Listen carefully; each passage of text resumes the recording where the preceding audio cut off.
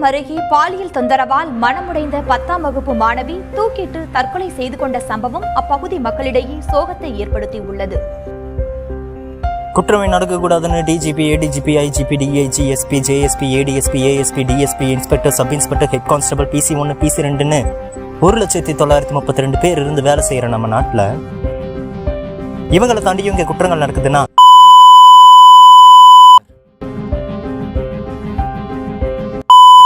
இந்த மாதிரியான பொண்ணுங்களுடைய நிலைமைய ஒரு நியூஸா தான் பாக்குறீங்க, ஒரு நியூஸா தான் எடுத்துக்கிறீங்க. நீங்க போடுற ஒவ்வொரு வார்த்தையுமே அந்த பொண்ணுக்கு ஒரு பிளாக் மார்க் தான்.